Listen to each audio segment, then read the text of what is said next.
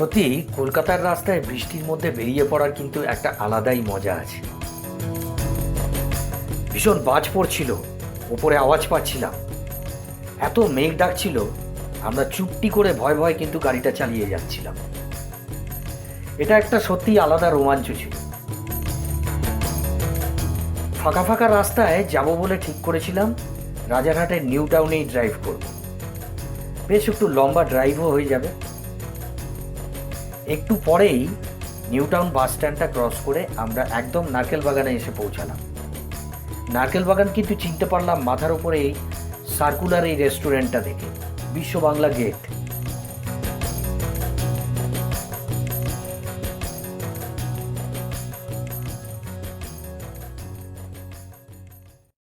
আজকে আমরা বেরিয়েছি, বাইরে প্রচণ্ড বৃষ্টি হচ্ছে। নিউ টাউনে একটা কফি হাউস আছে, বেশ সুন্দর। আর এটা অনেকটাই সেই আমাদের কলকাতার যে পুরনো কফি হাউস তার আদলেই তৈরি করা। সেটা দেখতেই আজকে আমরা দুজনে এসেছি এখানে। নিউ টাউনের নারকেল বাগানের মোড় থেকে যে রাস্তাটা টাটা ক্যান্সার রিসার্চ সেন্টারের দিকে গেছে, সেই দিকের রাস্তাটা আমরা ধরেছিলাম। এই টাটা ক্যান্সার রিসার্চ সেন্টার থেকে রাস্তাটা দুভাগ হয়ে গেছে, একটা সোজা চলে গেছে আর একটা বাঁদিকে গেছে। আমরা ধরেছিলাম বাঁদিকের রাস্তাটা। এই বাঁদিকের রাস্তাটা দিয়ে খানিকটা এগোনোর পরেই একটা ব্রিজ পড়বে। ওভারব্রিজটা পেরোলে সামনে এসে পড়বে ইকো স্পেস। এই ইকো স্পেস থেকে বাঁদিকের রাস্তাটা টার্ন নিতে হবে। সেই বাঁদিকের রাস্তা সোজা চলে গেছে হজ সেন্টারের কাছাকাছি।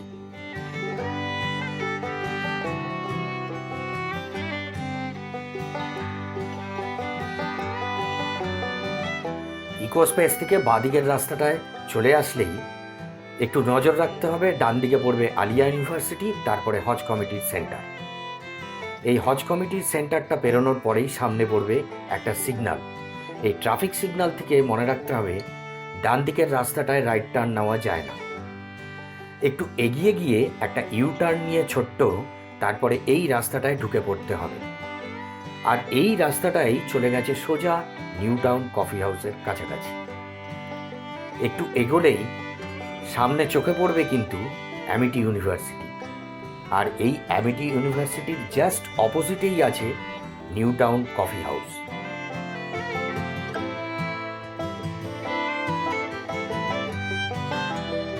প্রথম দর্শনেই প্রেমে পড়ে গেলাম একেবারে।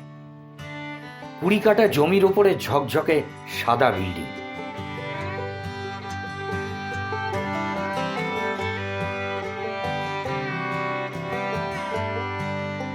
কলকাতার মাথায় এক আলাদা মুকুট এই নিউ টাউন কফি হাউস। চারিদিকের ফাঁকা পরিবেশ, রাস্তাঘাট ফাঁকা ফাঁকা, আর তার মধ্যে দাঁড়িয়ে আছে এই সাদা বিল্ডিং। সত্যি সময় সময় জানি দেখে মনে হয় কোনো ব্রিটিশ নকশার আদলে তৈরি করা।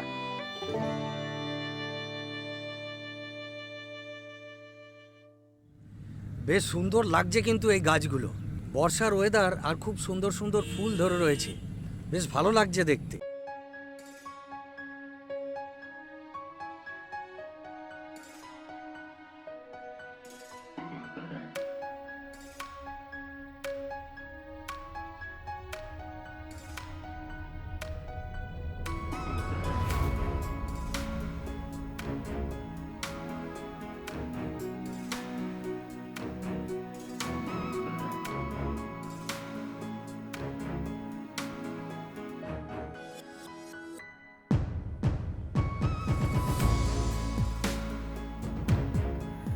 অত্যন্ত সুন্দর নকশায় তৈরি।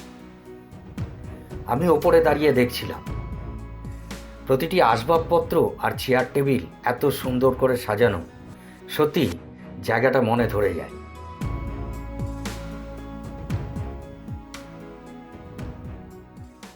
সুন্দর হালকা হালকা মিউজিক হচ্ছে, আর নিউ টাউনের এই কফি হাউসটায় বসে রয়েছি আজ। একটা কথা, এখানে কিন্তু ভিডিও করা নিষেধ। আমি অনেক বলে কয়ে ম্যানেজারের সঙ্গে কথা বলে সামান্য কিছু শট নিজের ভিডিওতে দেখানোর জন্য। আর আমি নিউ টাউনের কফি হাউসের ওপরে একটা সুন্দর ব্যালকনি আছে। এই কফি হাউসটাকে কিন্তু অনেকটাই লুকস দেওয়া হয়েছে আমাদের সেই ঐতিহ্যবাহী পুরনো ইন্ডিয়ান কফি হাউসে। এটা নিউ টাউনের রাজারহাটে। সুন্দর, মোটামুটি কাছাকাছি। ওপর থেকেই সেই ঝুলন্ত বড় বড় পাখাগুলো দেখতে পাওয়া যায়, আর চারিদিকের এনভায়রনমেন্টটা অত্যন্ত সুন্দর। ওপরের ব্যালকনিতেও খাওয়ার জায়গা রয়েছে, আর সুন্দরভাবে ওপরের ব্যালকনিতে দাঁড়িয়ে দাঁড়িয়ে নিচে যে খাবার দাবার খাওয়া হচ্ছে সেগুলো কিন্তু দেখা যায়। আমাদের বাঙালিদের যে পুরনো কফি হাউস আছে তার একটা ছোট্ট লুকস দেওয়া হয়েছে এই নিউ টাউনের কফি হাউসটায়। আমরা ছোট্ট একটা খাবারের অর্ডার দিয়েছি, সেগুলো আজকে খাবো। তবে এটা কফি হাউস নাম হলেও এর সঙ্গে কিন্তু আমাদের ইন্ডিয়ান কফি হাউসের কোনোই সম্পর্ক নেই। এটা সম্পূর্ণভাবে নিউটাউনবাসী এবং কলকাতার কাছাকাছি যারা থাকেন তাদের যাওয়া আসার জন্যে, তাদের কিছুটা সময় কাটানোর জন্য এই নিউ টাউন কফি হাউসকে তৈরি করা হয়েছে হিটকোর উদ্যোগে। এই কফি হাউসটায় আসতে গেলে 1.5 ঘন্টার স্লট বুক করতে হয়, আর সেটা করতে হবে অনলাইনে বুক মাই শো এর মাধ্যমে।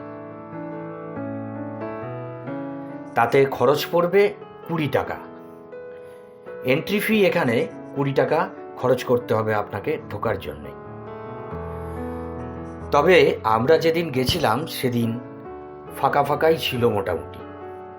যদি সিট ফাঁকা থাকে তাহলে অনলাইন বুকিং না করলেও এখানে এসে আপনি কথা বলে জায়গা পেতে পারেন। কফি হাউসের আদলেই যারা খাবার সার্ভ করছেন তাদের এই সাদা উর্দি ড্রেসটা সত্যি মনে করিয়ে দেয় পুরনো ইন্ডিয়ান কফি হাউসকে। মাথার ওপরে সেই পুরনো কফি হাউসের আদলে ঝুলন্ত পাখাগুলো এত সুন্দরভাবে ঘুরছে ধীরে ধীরে, ব্লেডগুলো মনে করিয়ে দিচ্ছিল কিন্তু কফি হাউসকে। এক কথায় আমার অনুমান অনুযায়ী এটা কিন্তু খানিকটা পুরনো কফি হাউসের মডেল হিসাবে ধরতে পারি।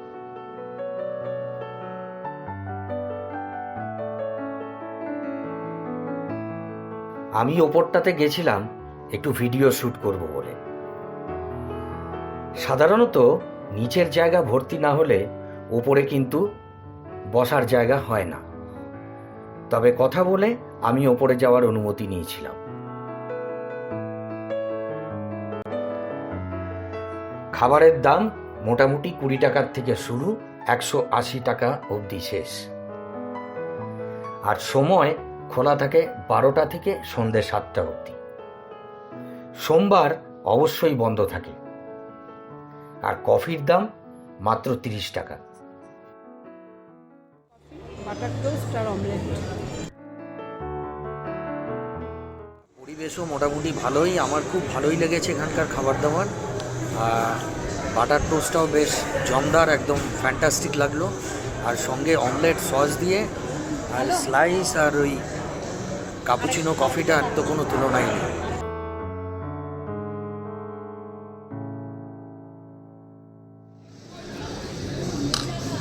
অমলেটটা অসাধারণ, অসাম। আমার মোটামুটি খাবার দাবারগুলোই ভালোই লাগলো।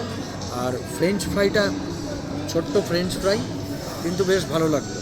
আর সঙ্গে একটা টমেটো স্লাইস। জাস্ট আমরা ঘুরতে এসেছিলাম কফি হাউসে নিউ টাউনের, সেই জন্য এই ভিডিওটা করা। আর এখানকার খাবার দাবারের ছোট্ট একটু রিভিউ দিলাম। আর ছোট্ট হালকা ফুলকা ছুটির দিনে এই জায়গাটা কিন্তু যথেষ্টই ভালো লাগবে। নিউ টাউনের এই কফি হাউসটা খুব সুন্দর, একদম অ্যামিটি ইউনিভার্সিটির উল্টো দিকেই কফি হাউসটা। আসলে মোটামুটি সময় কেটে যাবে, ভালোই লাগবে। এই পরিবেশটা মোটামুটি ইন্ডিয়ান কফি হাউসের কাছাকাছি একটা পরিবেশ।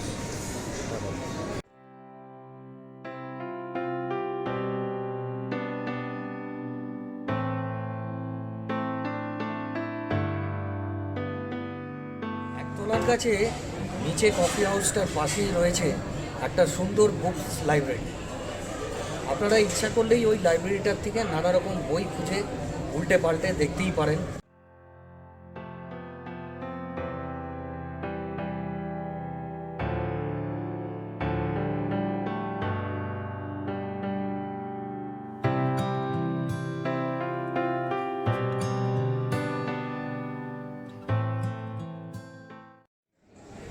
আমি তো এই লাইব্রেরিটায় চলে এলাম, কিন্তু এটা অ্যাকচুয়ালি এই কফি হাউসটা আর এই যে লাইব্রেরিটা, এই দুটোই কিন্তু হিট করতোই।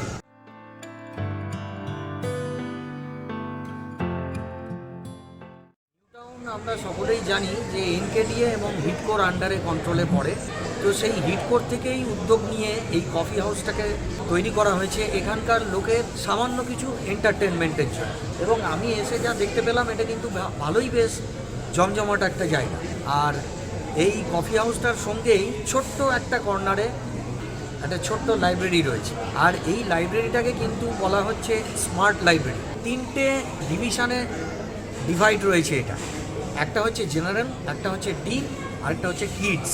এই 3টে সেকশানে এই লাইব্রেরিটাকে ভাগ করা হয়েছে। এর মেন ব্রাঞ্চটা রয়েছে কিন্তু আমাদের নজরুল তীর্থতে। কিছুটা সময় একটু কাটাতে পারেন বই ফই ঘেটে, এই সমস্তই জিনিস রয়েছে এখানে।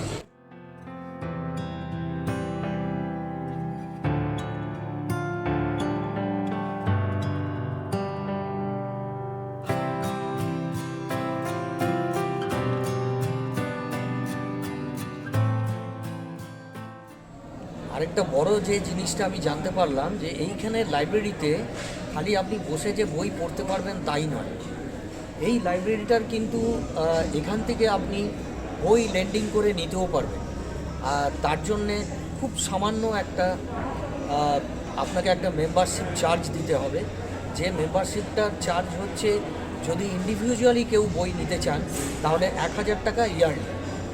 আপনি এখান থেকে বই লেন্ডিংয়ে নিয়ে পড়ে আবার এখানে ফেরত দিতে পারেন এখানকার মেম্বারশিপ নিয়ে। আর আরেকটা রয়েছে ফ্যামিলি প্যাকেজ, যেটার জন্য 2000 ইয়ারলি আপনাকে এখানে দিতে হবে কন্ট্রিবিউশন। 21 দিনের জন্য আপনি বই লেন্ডিংয়ে নিতে পারেন, আবার ফেরত দিয়ে যাবেন নিজে পড়াশোনা করে।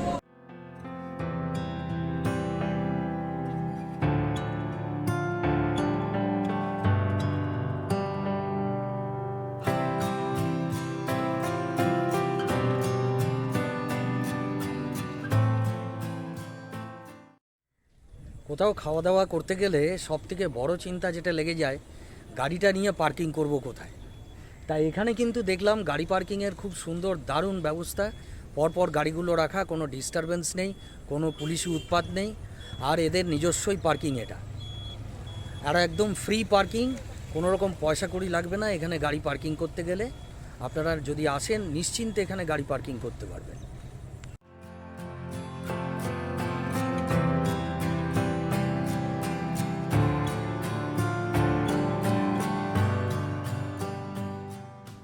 আর এইরকমভাবেই কলকাতার অনেক রকম জায়গা আমি ঘুরে বেড়াতে থাকি, আর সেগুলো আমার এই চ্যানেলে ভিডিও হিসাবে আমি পোস্ট করতে থাকি। যদি এই ভিডিওগুলো দেখে আপনাদের ভালো লাগে তাহলে অবশ্যই আমার চ্যানেলটাকে কিন্তু সাবস্ক্রাইব করতে ভুলবেন না।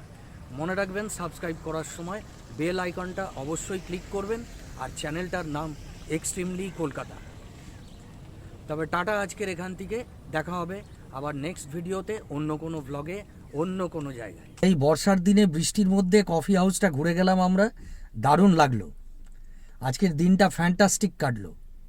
আর এই ভিডিওটা আপনাদের সঙ্গে শেয়ার করলাম।